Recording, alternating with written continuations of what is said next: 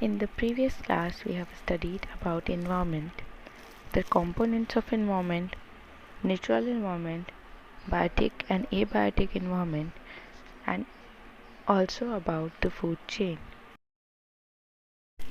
Interaction between the components of the environment.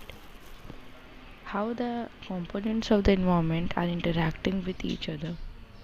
Ecosystem is a system which is formed by interaction among all living organisms with one another and with their immediate environment. It means that an ecosystem comes into existence following the interaction among all living organisms that are dependent on each other and their interaction with physical environment in which they reside, for instance, forest, grass, deserts, etc. It is a natural unit comprising non-living land, water and air and living elements, plants and animals. You can see the diagram of ecosystem. Ecosystems are of any size, but usually they are in particular places.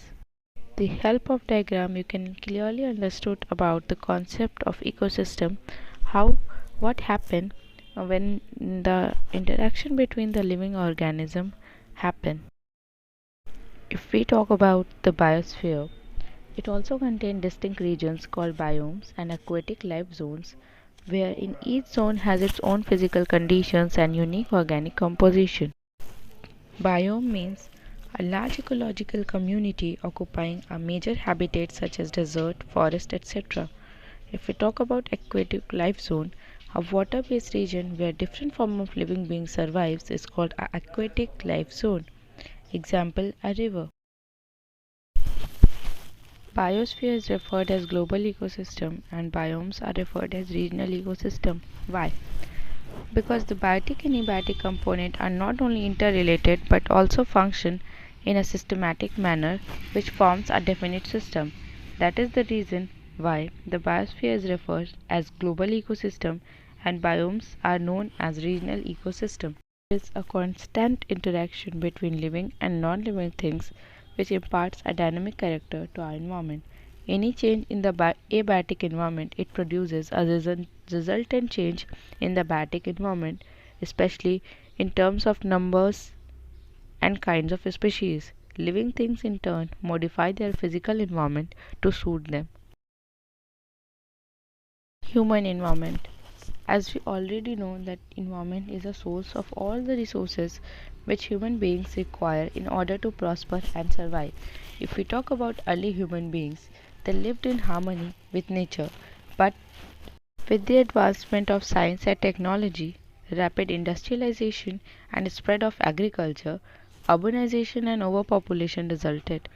Human beings have transformed the environment to fulfill their need. They are using it for eating, for survival, for living, for by every means they are utilizing the environment. Human activities become unsustainable due to advancement in technology. If we talk about the activities done by human, like clearing of forest land, lumbering and mining, it became unsustainable with the passage of time. These activities have intensified the process of environmental degradation. An increase in the amount of carbon dioxide in the air has led to global warming. Sustainable development. It should take place in a society where the requirements of the present do not compromise the ability of future generations to meet their need. It means sustainable development is the need of the hour. That is, requirements of the present should in no way compromise with the needs of future generation. Growth of such a social system which involves checking population growth, sensible use of resources, using renewable source of energy, recycling of waste, etc. Means we should focus on that how the population is growing and we should use the resources very sensibly, means with a great care.